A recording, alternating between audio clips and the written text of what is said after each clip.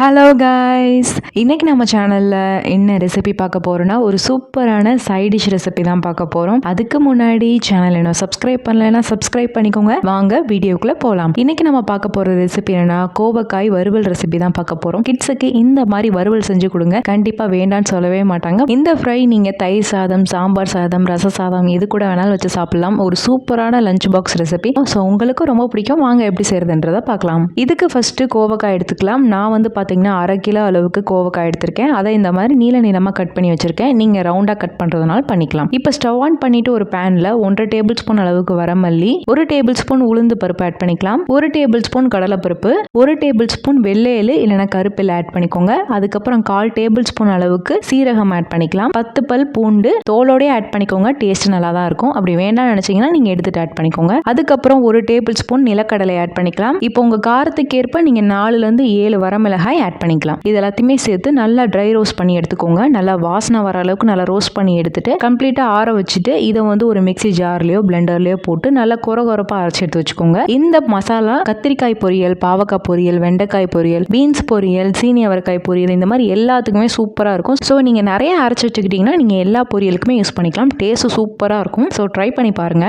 இப்போ திரும்ப stove on பண்ணிட்டு ஒரு பேனில் 4லேருந்து 5 டேபிள் ஸ்பூன் அளவுக்கு எண்ணெய் ஆட் பண்ணிக்கலாம். எண்ணெய் ஆட் பண்ணிட்டு 1 டீஸ்பூன் கடுகு, ஒரு பெரிய வெங்காயத்தை நல்லா நீளமாக கட் பண்ணியிருக்கேன், அதை ஆட் பண்ணிக்கலாம். அதுக்கப்புறம் கொஞ்சமாக கருவேப்பிலை, இது எல்லாத்தையுமே சேர்த்து நல்லா வதக்கிக்கலாம். வெங்காயம் நல்லா வதங்கின பின்னாடி நம்ம கட் பண்ணி வச்சிருக்க கோவக்காய் ஆட் பண்ணிக்கலாம். அதுக்கப்புறம் உப்பு வந்து 1 டீஸ்பூன் அளவுக்கு நான் ஆட் பண்ணியிருக்கேன். அதுக்கப்புறம் செக் பண்ணிட்டு நீங்கள் ஆட் பண்ணிக்கோங்க வேணும்னா. இப்போ 1/2 டீஸ்பூன் அளவுக்கு மஞ்சள் தூள் ஆட் பண்ணிக்கலாம். அதோடய சேர்த்து 1/2 டீஸ்பூன் அளவுக்கு வரமிளகாய் தூள் ஆட் பண்ணிக்கலாம். நீங்கள் குழம்பு மிளகாய் தூள் ஆட் பண்ணுறதுனால ஆட் பண்ணிக்கலாம். இது எல்லாத்தையுமே சேர்த்து நல்லா மிக்ஸ் பண்ணிக்கோங்க. மிக்ஸ் பண்ணிட்டு இது ஒரு 10 நிமிஷம் நல்லா மூடி போட்டு வேக விடுங்க. தண்ணி எதுவுமே ஆட் பண்ண தேவையில்லை. அந்த எண்ணெயிலேயே நல்லா வந்து வெந்து வந்துடும். சூப்பரா ரெடி ஆயிரும். இப்போ உங்களுக்கு பார்த்தாலே தெரியும் நல்லா ஓரளவுக்கு வெந்து வந்துருச்சு. இப்போ நம்ம ரெடி பண்ணி வச்சிருக்க பொரியல் மசாலால இருந்து 2லேருந்து 4 டீஸ்பூன் அளவுக்கு ஆட் பண்ணிட்டு நல்லா மிக்ஸ் பண்ணிக்கோங்க. மிக்ஸ் பண்ணிட்டு இது ஒரு 5 நிமிஷம் மட்டும் நல்லா மூடி போட்டு எடுத்துட்டீங்கன்னா சூப்பரா ரெடி ஆயிரும். இதுல வந்து தண்ணி தெளிக்க தேவையில்லை. அப்படி உங்களுக்கு வேணும்னு நினைச்சீங்கன்னா நீங்க தண்ணி லைட்டா தெளிச்சுட்டு நல்லா குக் பண்ணி எடுத்துட்டீங்கன்னா சூப்பரா ரெடி ஆயிரும். பாருங்க சூப்பரா ரெடி ஆயிருச்சு. இப்போ நம்ம ஸ்டவ் ஆஃப் பண்ணிட்டு இறக்கிடலாம். கொத்தமல்லி உங்களுக்கு வேணும்னா ஆட் பண்ணிக்கோங்க, இல்லைனா ஸ்கிப் பண்ணிக்கோங்க. பாருங்க சூப்பரா ரெடி ஆயிருச்சு. இதை நம்ம சர்வ் பண்ணிக்கலாம். நான் வந்து இன்னைக்கு வந்து தயிர் சாதத்தோட சர்வ் பண்ணியிருக்கேன். நீங்க சாம்பார், ரசம் இது கூட வேணாலும் வச்சு சாப்பிடலாம். டேஸ்ட் சூப்பரா இருக்கும். இது பர்ஃபெக்டான லஞ்ச் பாக்ஸ் ரெசிபி. நீங்க வீட்டில் கூட ஈஸியா லஞ்ச் செய்யும் போது ஏதாவது பொரியல் செய்யணும்னா கண்டிப்பா இதை ட்ரை பண்ணி பாருங்க. டேஸ்ட் அவ்வளோ சூப்பரா இருக்கும். கோவக்காய் இது வரைக்கும் பிடிக்காதவங்க, சாப்பிடாதவங்க கூட இந்த பொரியல் செஞ்சு கொடுத்தீங்கன்னா கண்டிப்பா சாப்பிடுவாங்க. இதுல நீங்க துருவன தேங்காய் கூட ஆட் பண்ணிக்கலாம். டேஸ்ட் சூப்பரா இருக்கும். ஸோ ட்ரை பண்ணி பார்த்துட்டு எப்படி வந்திருக்குன்னு எனக்கு கமெண்ட்ஸ்ல ஃபீட்பேக் சொல்லுங்க. ஸோ இந்த ரெசிபி உங்களுக்கு பிடிச்சிருக்கும்னு நினைக்கிறேன். பிடிச்சிருந்தா லைக் பண்ணுங்க, ஷேர் பண்ணுங்க, கமெண்ட் பண்ணுங்க. மறக்காம சேனலை சப்ஸ்கிரைப் பண்ணுங்க. இன்னொரு வீடியோல பார்க்குறேன். பாய்.